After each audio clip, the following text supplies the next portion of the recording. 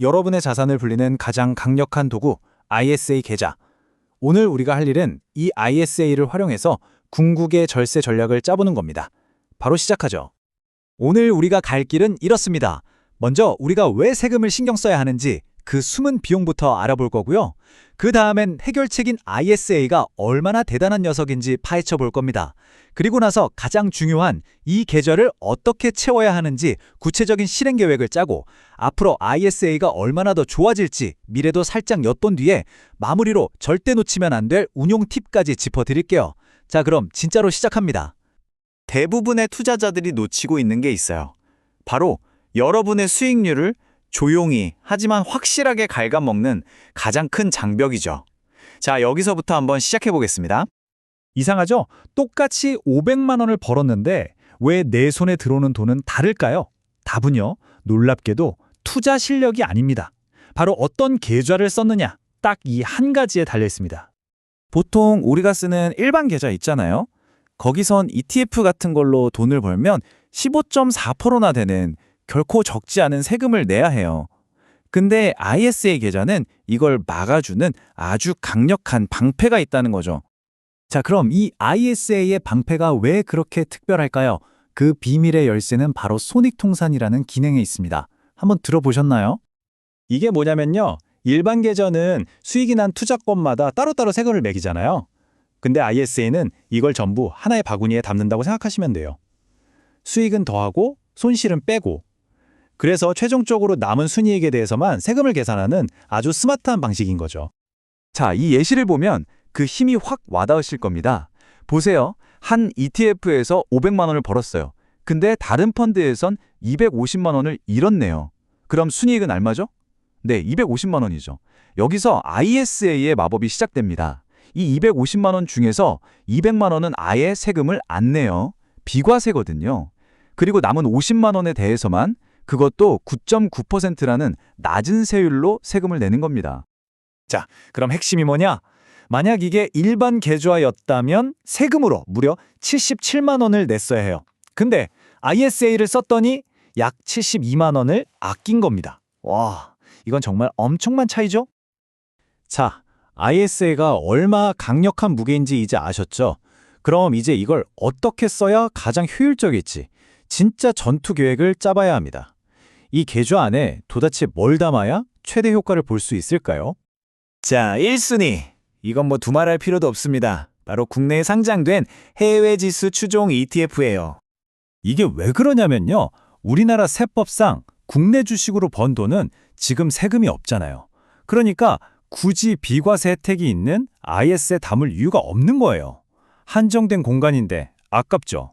진짜 이득을 보려면 S&P 500이나 나스닥 100 추종 ETF처럼 원래 세금을 많이 내야 했던 자산들을 이 방패 안으로 가져와서 보호하는 것. 이게 바로 핵심 전략입니다. 자, 여기서 또 하나 재미있는 비교가 나옵니다. 미국 주식에 직접 투자하는 거랑 ISA를 통해서 투자하는 거 뭐가 더 나을까요? 표를 보시면 아시겠지만 ISA는 세율도 훨씬 낮고 아까 말씀드린 그 강력한 손익통산 기능이 있잖아요. 그래서 장기적으로 보면 ISA가 훨씬 더 유리한 경우가 많다는 겁니다. 아, 근데 여기서 아주 중요한 주의사항이 하나 있습니다. ETF 고르실 때 그냥 광고에 나오는 총 보수만 보고 덥석 고르시면 절대 안 돼요. 여러분이 진짜로 보셔야 할 건 바로 총 비용 비율 TER입니다. 이게 뭐냐면요, 광고하는 보수 말고도 실제로 나가는 모든 자잘한 비용까지 다 합친 진짜 여러분 주머니에서 나가는 돈이에요. 이걸 꼭 확인하셔야 합니다. 자, 그럼 2순위로 넘어가 볼까요? 바로 고배당, 그리고 배당 성장 ETF입니다. 우리가 보통 배당금을 받으면 15.4% 세금을 떼고 받잖아요. 이게 은근히 아깝거든요. 근데 ISA 안에서는 이 세금을 일단 안 떼요. 나중으로 밀어주는 거죠. 그럼 어떻게 될까요? 배당금 100% 그대로 다시 투자할 수 있게 되죠. 이게 바로 절세 복리 효과라는 건데 시간이 지날수록 그 차이는 어마어마하게 벌어집니다. 자, 세 번째 순위입니다. 바로 채권, 그리고 혼합형 인컨 ETF들이에요. 예를 들어 장기 국채에서 나오는 이자나 아니면 매달 꼬박꼬박 높은 분배금을 주는 커버드 콜 ETF 같은 상품들 있죠? 이런 것들도 원래 15.4% 세금을 내야 하는데 ISA에 담아두면 9.9%의 낮은 세율 혜택을 볼 수 있어요. 이가 포트폴리오의 안정성도 챙기면서 세금까지 아끼는 일석이조의 전략인 셈이죠. 그리고 마지막 4순위. 이건 좀 의외라고 생각하실 수도 있는데 바로 잠시 놀고 있는 현금을 넣어두는 파킹형 ETF입니다. 말 그대로 돈을 잠시 주차해두는 개념이죠. 아니, 현금에 무슨 세금이냐고요? 우리가 다음 투자를 위해서 잠시 빼놓은 돈, 이걸 드라이 파우더라고 하죠. 이걸 파킹형 ETF에 넣어두면 매일 아주 조금씩 이자가 붙거든요.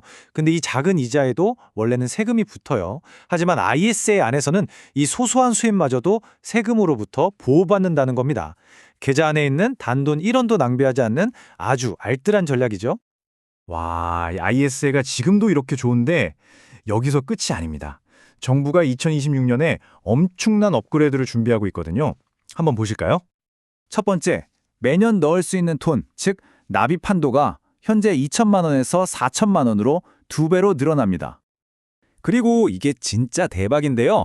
세금을 아예 안 내는 비과세 한도가 엄청나게 늘어납니다.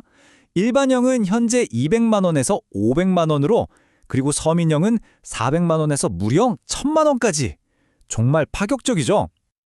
자, 그럼 마지막으로 이 강력한 ISA 계좌를 운용할 때 꼭 알아둬야 할 몇 가지 꿀팁들로 마무리하겠습니다. 꼭 기억하셔야 할 게 몇 가지 있어요. 첫째, 세금 혜택을 받으려면 최소 3년은 유지해야 한다는 점. 둘째, 그렇다고 돈이 꽁꽁 묶이는 건 아니에요. 내가 낸 원금은 언제든지 페널티 없이 뺄 수 있습니다. 그리고 마지막, 이게 진짜 하이라이트인데요. 만기가 됐을 때 이 돈을 연금 계좌, 예를 들어 IRP로 넘기는 거예요. 그러면 이전한 금액의 10%를 추가로 세액공제해 줍니다. 이건 뭐 절세 혜택을 2번 챙기는 거나 마찬가지죠. 자, 정리를 해보자면요. ISA는 결국 가장 중요한 것, 바로 여러분의 세후 수익률에 집중하게 만들어주는 최고의 도구입니다. 이 절세라는 방패 안에 해외 ETF나 고배당주 같은 자산들을 잘 배치하기만 한다면 여러분이 힘들게 번 돈을 훨씬 더 많이 지킬 수 있다는 뜻이죠. 그래서 마지막으로 이런 질문을 한번 던져보고 싶습니다.